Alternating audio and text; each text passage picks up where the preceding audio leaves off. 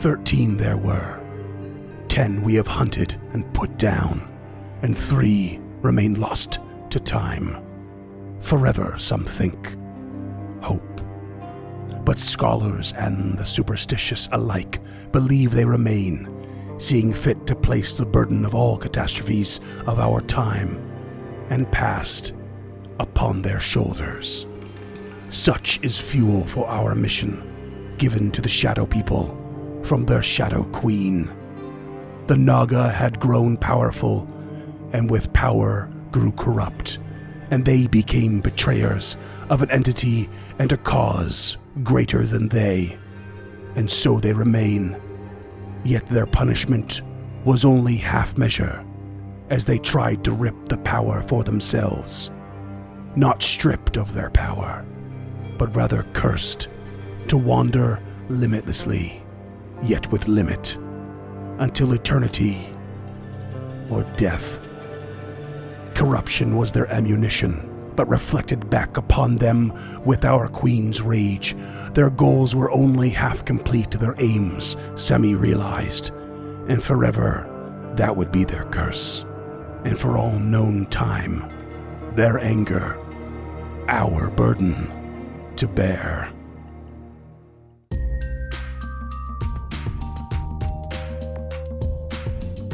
Hey there, creatures, and welcome to Encounter This, a podcast exploration of the creatures from Dungeons & Dragons and the lore that surrounds them. Hello, creatures, and welcome to episode 3 of Nagust, where we talk about the blocks of stat. That's right. And James, At-Will Kid, will be telling me, Freeman, Lightning Bolt, Tyson, about the stat blocks. I was really hoping you were going to do it 3 times. Damn it. Lightning bolt, lightning bolt, lightning I bolt. should have. Going to tell us about the stat blocks of the Naga that appear in the monster manual from pages 233 to 234. I assume these are the only ones that appear in 5th edition. Yeah, as of the recording of this episode, they're the only 3. I am unsure if more will appear in the new Mordenkainen's monster manual that's due to release. Oh, yeah. Yeah, but as of writing this, these are the only 3 that exist in 5e. Okay, so we got 3. We got 3 to cover today. We got 3 to cover today. Where do we crack our beer? I'll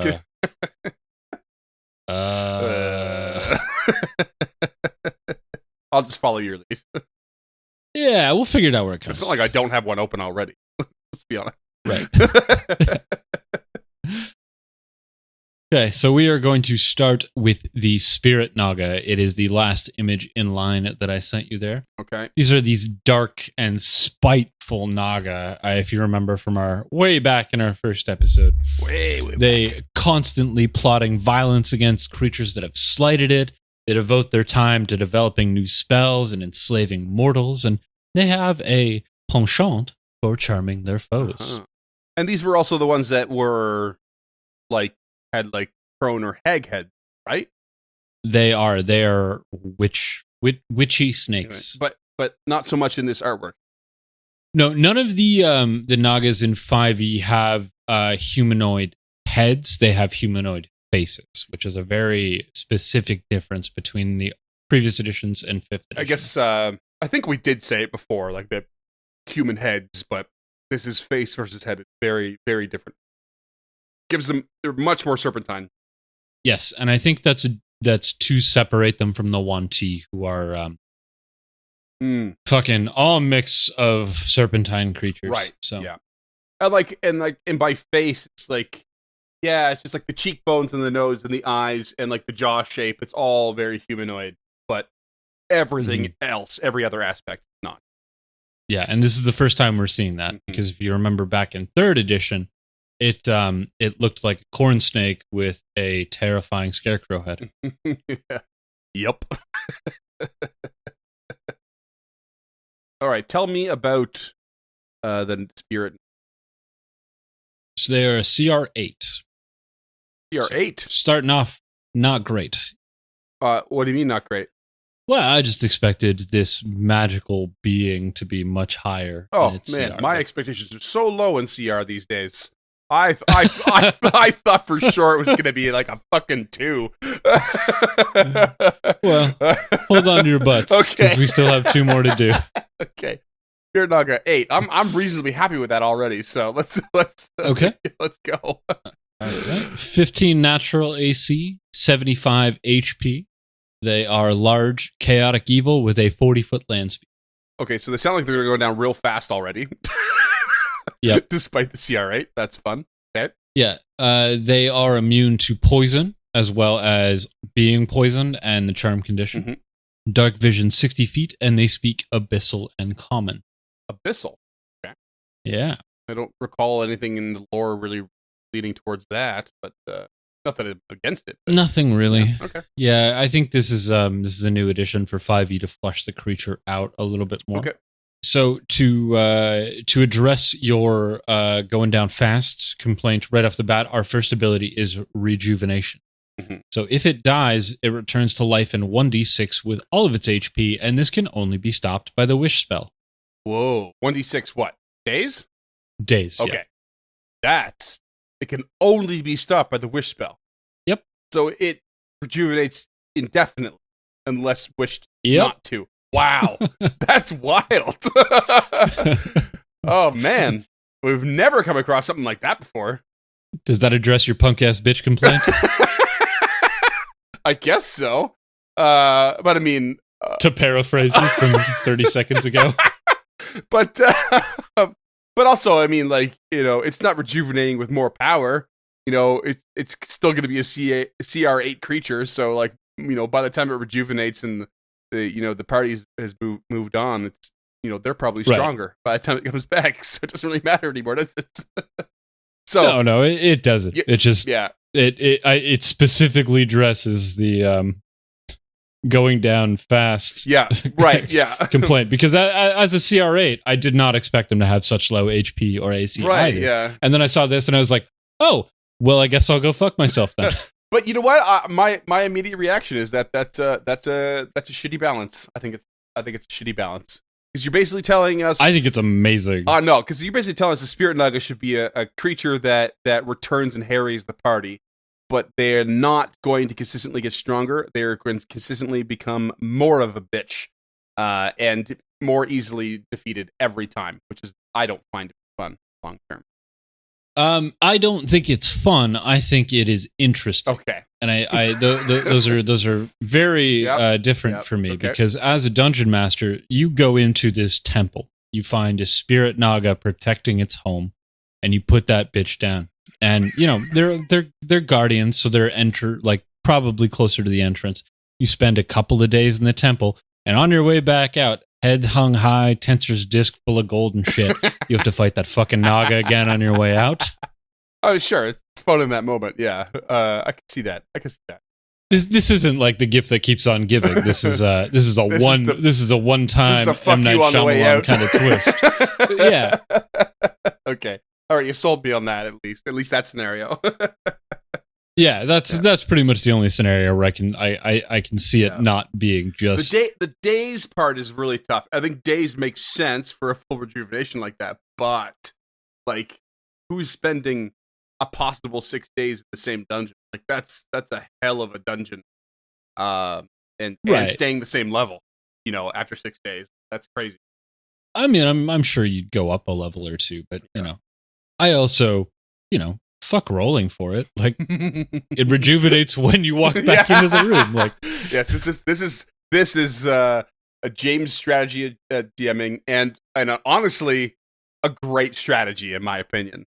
Don't use the 1d6 as a guide, but don't live or die by it. If you want that thing to come back, you make it come back.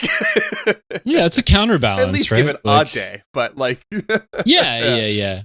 Or it's magically tied to the room, so it's the floor is pressure sensitive, and that magic reignite. Like you're creative, you're a dungeon master. I like, love magical or spiritual ties to like location.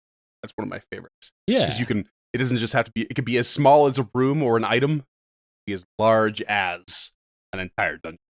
Really fun to play with. Yes. Yeah. Yeah. And well, I have some ideas for the Naga that we'll touch on after we go through all three of them, because I have an idea that kind of works to what you're saying, but also I think is really dope. Okay, cool. All right, finish Spirit Naga. Okay, so their next ability is my least favorite, but that is going to be a trend through the Nagas because, as we touched on in the first episode, they are just glorified snake sorcerers. Right. They have spellcasting, DC 14, +6 to hits. Yep.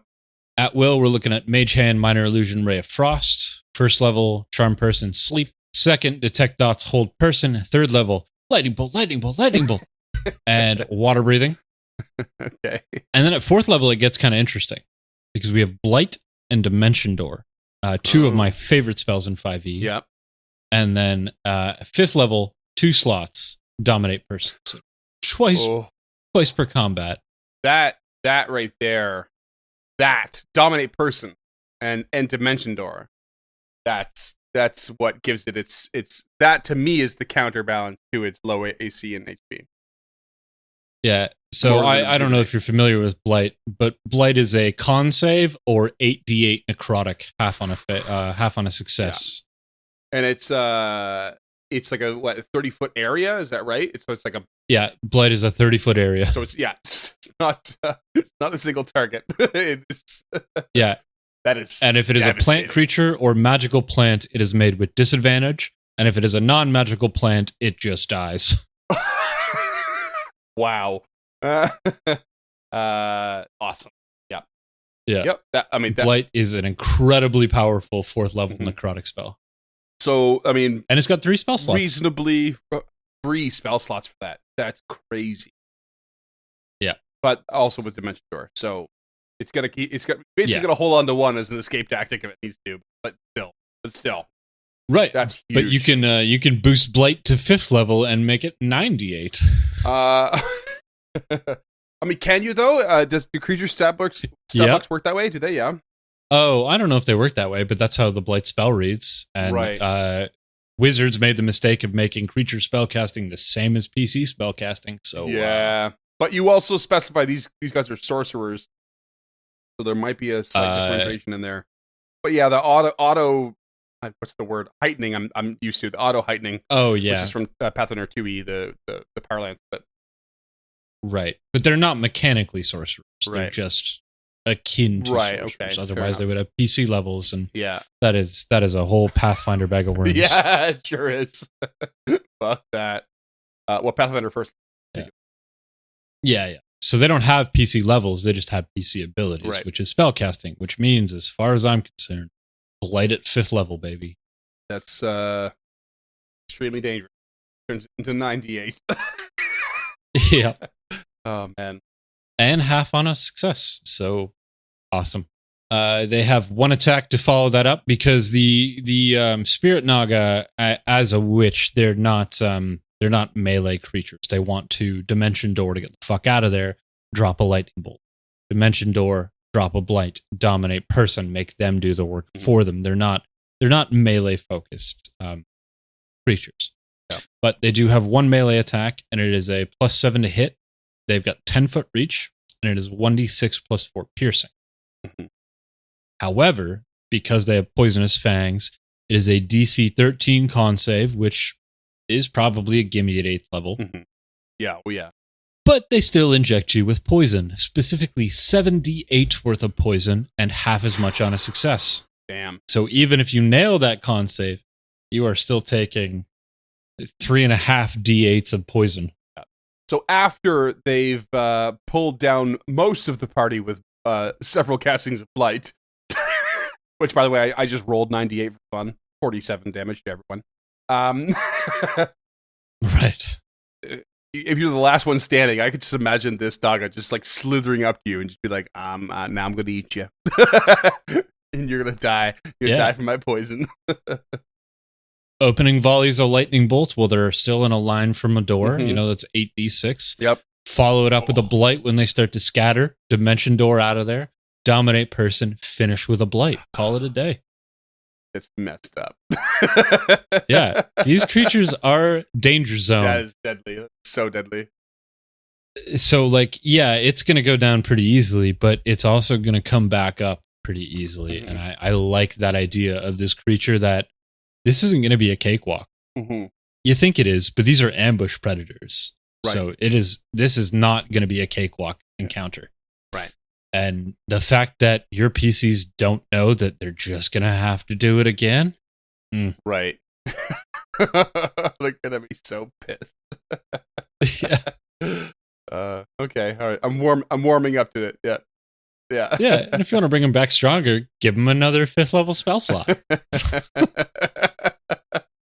James is an evil DM, by the way. It's especially appropriate that you basically only really run 5e, but you play the other ones. Yeah. Because 5e is you can survive, through thick and thin. Yeah. But hot damn, like James doesn't pull punches. I would just put players down in other games. Yeah. yeah. That strategy in Pathfinder Second Edition would just murder everybody. Yeah, that'd be a TPK. That's a TPK for sure. shit right there. Yeah. All right. So after that darkness, maybe we should just quickly dip into this little bit of darkness. Oh, that was good. That was good. I mean, it was okay. And that, listeners, is the sound of the unofficial and granted sponsor of Encounter This, Strange Fellows Blackmail Stout. They don't know that we promote them every episode, but we still really like that beer. I mean, at one point we told them, and we actually did. There was at one point, I think it was through Haguary, we got some beers. We actually had beers. Oh yeah, I forgot about that. That was yeah. like So shout out a to year and a Zoe. half ago. Shout out to Zoe. Still repping Strange Fellows. I saw her for the very first time in a long time the other day, opening up a new restaurant, and of course put Strange Fellows on the taps. She came by to say hi. So shout out to her. She still want to give us beers forever ago. Well, thank you, Zoe, and thank you, listeners. Tell me about the next Nug. Next Naga is your good guy Naga. Good guy Naga. Or so we are led to believe in 5th edition. Okay. This is the Guardian Naga.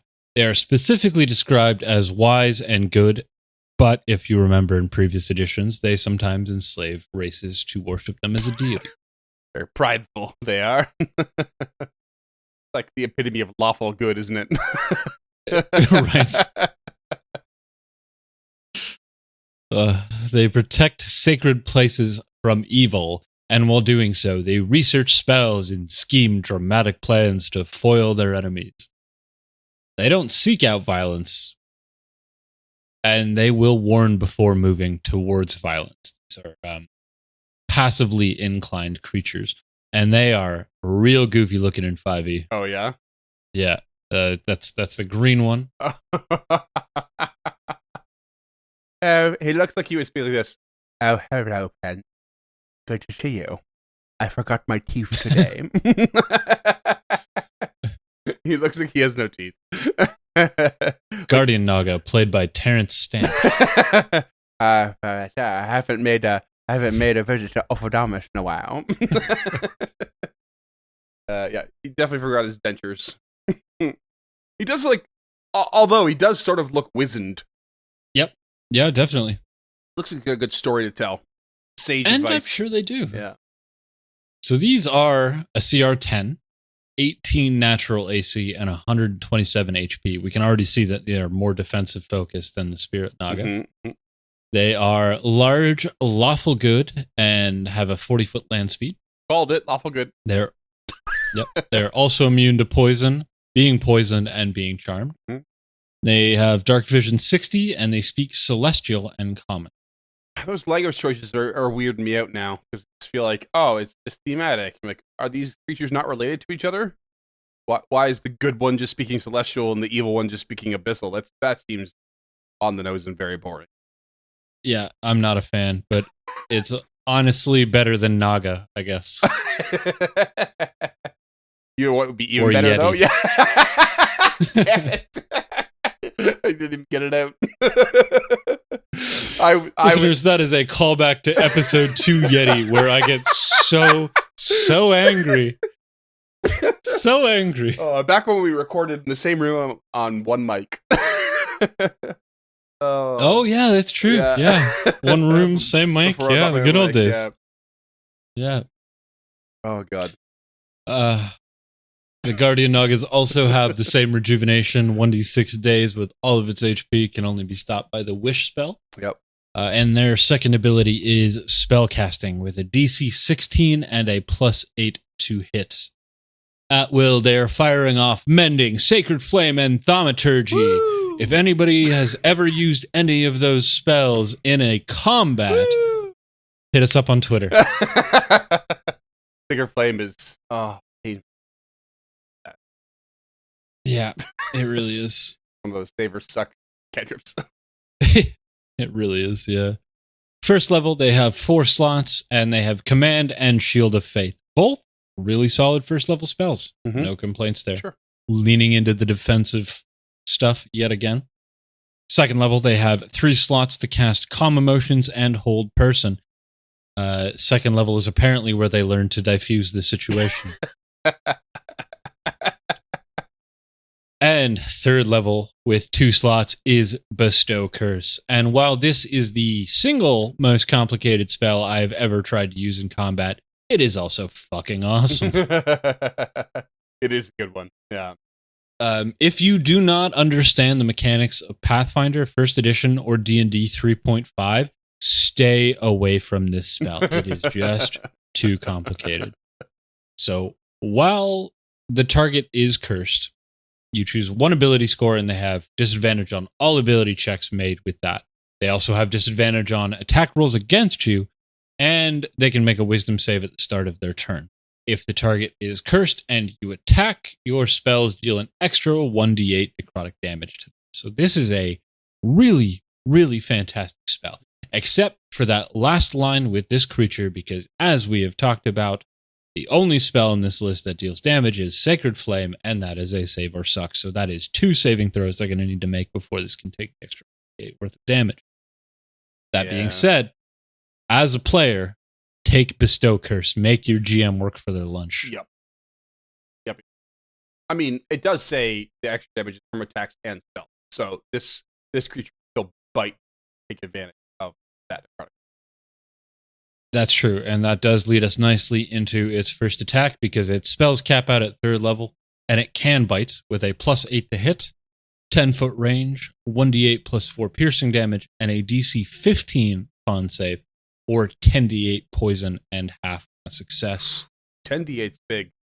I still think 15 is like a near gimme at level 10. But that's 10d8. That's 1d8 plus a possible 10d8 plus a possible additional 1d8 necrotic. No wonder their spells cap at level 3. Shit. Yeah, minimum 68 on that attack is really what we're looking at on a hit. Crazy. Their next attack is the same thing, but it is ranged. It is a +8 to hit. It is called Spit Poison. It is 15 by 30 feet, and it is a con save. So you have to hit, then they get to roll a save, and then it is 10d8 poison or half on success. Oh, okay. Yeah. Yep. There's a little too much going on for me in that ranged, but I guess it's still technically 2 rolls and a save, but at least with the bite attack, you get that 1d8 off regardless. Yeah, there's a lot going on there to make that, to like sort of min-max that strategy.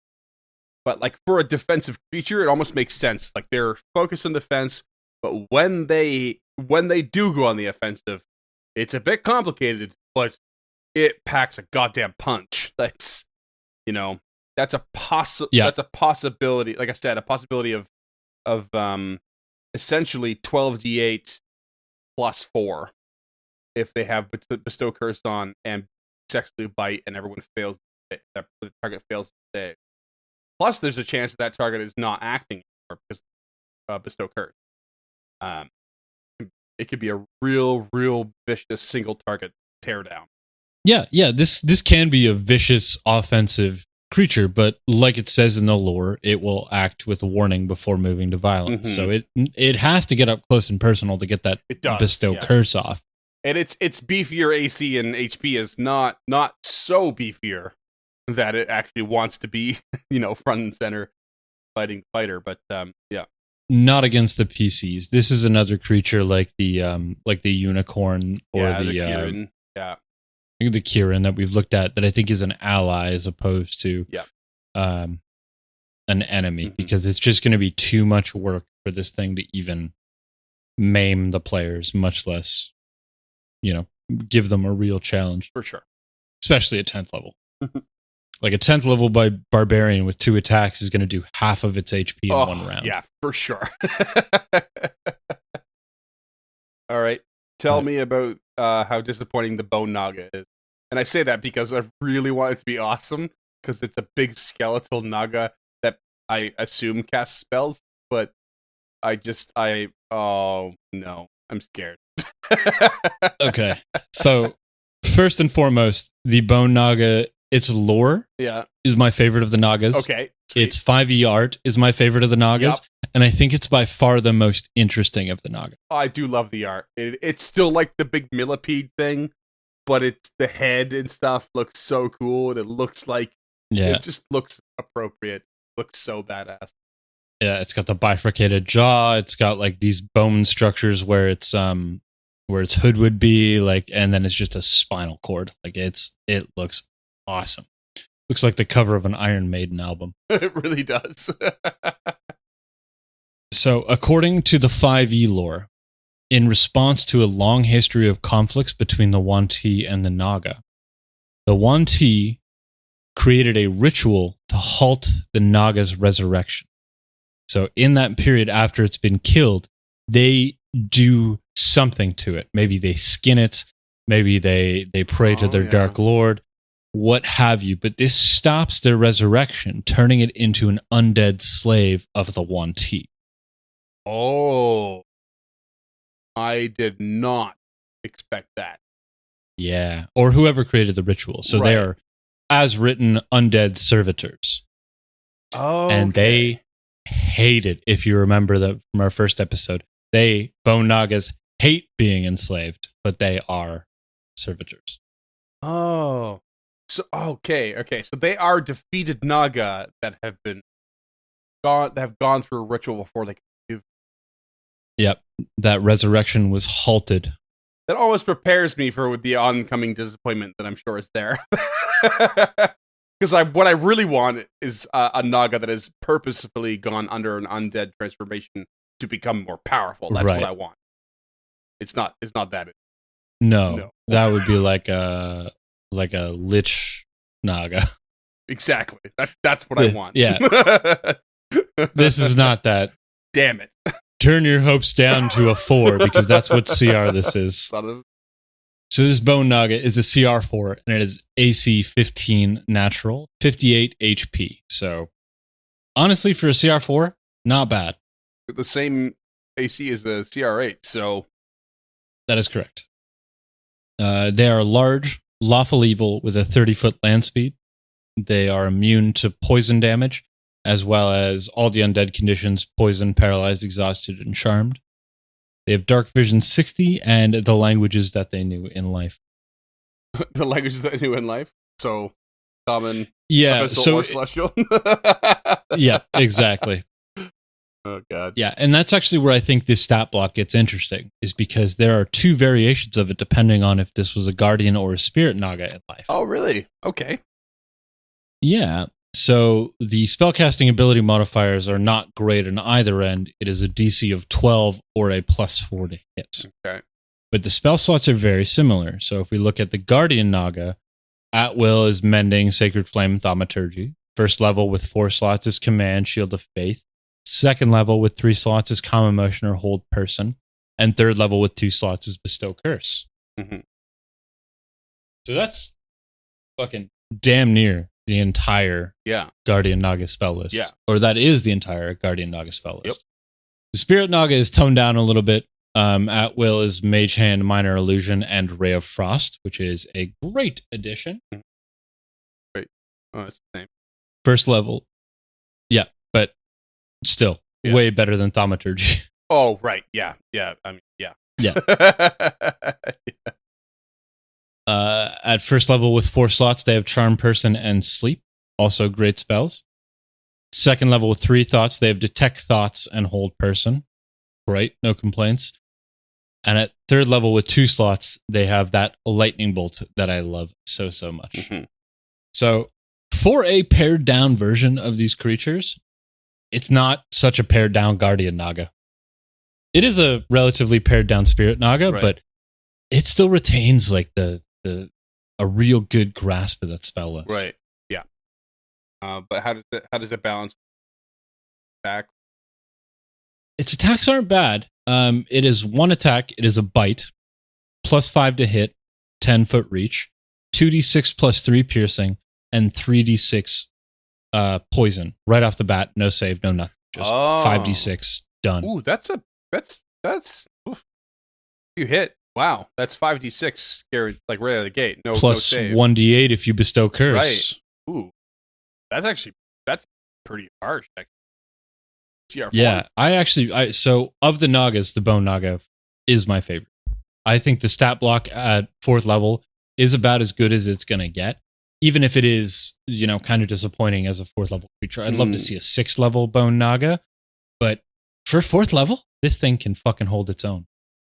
You know what I really want is to have like a hook where the Bone Naga is this undead servitor, but the ritual itself like has bound it to service, but through that binding it limits its power, and that's why it's a lower CR. But if it manages to find a way free of that portion of the ritual, it becomes what I want, which is like a Lich Naga. It doesn't have to be Lich power, Right. but like these are highly intelligent creatures, reasonably intelligent creatures at the very least, with innate magical abilities. I always want intelligent undead to have a little extra oomph, And Yeah, I hear you. I'd love to see like a Bone Naga in that scenario that it's just like released of its bonds and then has this power and the bonus of being undead and the pros and the cons,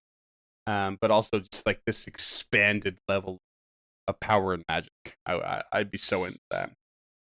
I would love to see that homebrew. To me, my idea for the Bone Naga is not to use it on its own. Mm-hmm. You enter the temple, you come into the room, and you see this giant snake skeleton laying on the floor, and you think, Bone Naga, got it. You roll for initiative, and I would immediately roll either a d6 or a d10, probably a d6, maybe even a d4. And as that timer ticks down, that I would use that d4 or d6 as a countdown timer. So at the top of each round, at initiative count 20, it spins down 1. Mm-hmm. And if it hits 0, that Bone Naga then just rejuvenates into that Spirit Naga. Like you've come into this Naga's domain as it's in its rejuvenation phase, and you have a couple of minutes to put this motherfucker down. But if you can't manage to do it, you are facing a full-blown, full health Spirit Naga. That is a great idea. I love that. Like you're fighting a CR4 creature that is on the cusp of becoming a CR8. Yeah. It would take a little bit of doing to determine whether it's a D4 or a D6. Yeah. I'd probably roll a D6, but I would roll the D6. Right. I wouldn't. Yeah. And, your party walks in at 5th level. They're like, oh, this is pretty easy. And then all of a sudden, the scale harden. It comes back into place and blight, motherfucker, blight. Yeah, they're all casual. Full spell they're all slots, casual about it. full Taking HP. a couple hits, no big deal. Yeah. And the next blight. Oh, shouldn't have taken those hits. Oh, man. Yeah. Yep. Full spell slots, full HP. It has reached its final form. Take that, go 10. Oh, I love that. Genuine. I've been wanting to run that for so man. long. Like I've had this idea since I saw the Naga. So I love the idea of the skeleton just coming back to life. And it's right there in the rules that the skeleton comes back to life. Right. Ugh. so good. Well, you'll never be able to run that for me now. No. And, well, I mean, you still can. Unfortunate, but I'm one of those players that even if I know what's going on, I get excited. yeah. And I know you'd find that cool. I'd be like, yes, here it comes. Yeah. Oh, that's great. But that's pretty much it for Nagas. All right. We have a couple of honorable mentions here. Okay. The first is Globulus from G.I. Joe the movie, because we talked about Serpentor last time, so obviously we're going to talk about Globulus this time. Of course, yeah. He is a half snake dude who flies around in a little orb. It's real weird. He only exists in the movie, and he was widely hated. But, fun fact, he was voiced by Burgess Meredith. Oh, man, it's so strange how much you know about G.I. Joe, and the more you tell me about it, the more I think, why do you even know anything about this show? It is I love ludicrous.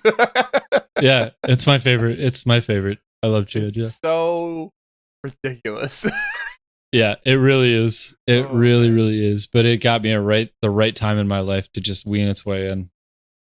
Next up is the Naga from Shadowrun. This is a mythical creature, and it looks more like an Asian dragon. Yeah, but without the claws.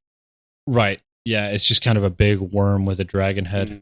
Not really interesting, but if we're going to talk about TTRPGs, we might as well throw Shadowrun in the mix, because as tough as that game is, it is fucking awesome. And last but not least on our list is the Razor Naga, which is, I think I want one. Oh my god, I did not see that coming. Yeah, so this is a Razer mouse with an interchangeable left side panel, so you can change it between the 2 buttons, 6 buttons, and 9 buttons. Like a computer mouse, listeners. Yeah, sorry, computer mouse. No, a lab mouse. Yeah. 6 buttons on the left side. Yeah. That's so. Yeah, USB-C rechargeable. Yeah, USB-C chargeable and completely wireless. So I 9 hotkeys on my mouse doesn't sound like a bad idea. Oh god, that's some MMORPG kind of mouse shit. Yeah. I don't game with a mouse anyway, so I just thought it was neat that it was interchangeable, and the reviews are actually really good on it. Like, they're not. Oh, really? It looks like trash. Yeah, and I thought it was going to be trash, but all the reviews I saw are people like really enjoy this. Well, it serves its purpose, I guess. Yeah. There's a niche market for stuff like that. That is like 9. It might even be 12 hotkeys on your mouse is a wow if I've ever seen it. Oh yeah, that's some World of Warcraft macro shit. Or Foundry macro shit if you're feeling crazy. Oh my. But what about you, listeners? Did you enjoy this 3rd episode in Nagust? Do you have any idea where we're going to take you for the 4th episode, considering we've covered all of it? If you like this episode, you can find us on patreon.com/encounterpod. $1 a month gets you access to a private Discord where you can hound us until the next episode comes out about what it's going to be, even though we will tell you nothing. But we can discuss how awesome my Naga idea is. For $5 a month, that'll get you a handwritten thank you letter. I just bought a new fountain pen, so I'm really excited to use it. We've already sent out 1 letter with that fountain pen, and it was mostly legible. We recently got some like really good feedback with the letters. Like some of our patrons were like, "Wow, like they said it, but I never expected to actually get one." And others were like, "Yeah, me too." And that was the first letter I wrote with the fountain pen. Cool. So, really excited. It's a really nice pen. If you want to see any of these photos, possibly even including the Razor Naga, but definitely including Globulus, you can find those on Twitter or Facebook at EncounterPod or Instagram at Encounter.pod. If you want to check out some of our back episodes, some of those more serpentine episodes like the Codal, you can find those all ad-free, all 84 of them at EncounterThis.ca with a little extra included. Any books we use to reference are on the blog posts on that website if you have any interest in picking up any of that weird shit. This is not sponsored by Razer, so there will not be an affiliate link. Unless Razer wants to sponsor us. I mean, I'm not going to use a Razer mouse, but I'm sure somebody will.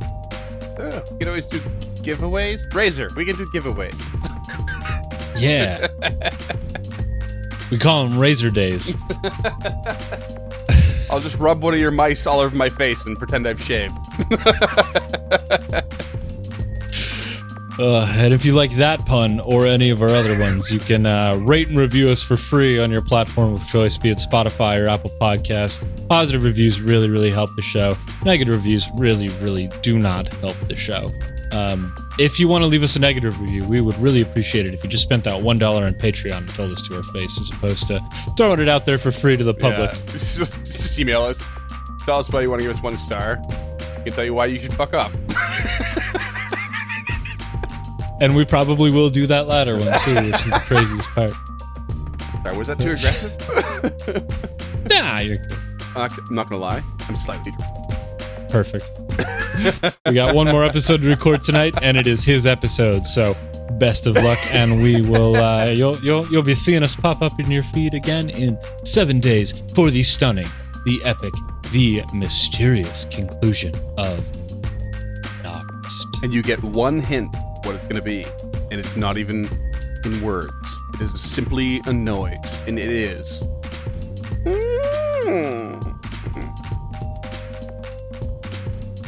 If we were monetized, that noise would single-handedly get us demonetized. I promise you it's applicable, though. I'm so uncomfortable right now. Music for the intro expositions was composed by Will Savino at Music D20 and Burrowbound.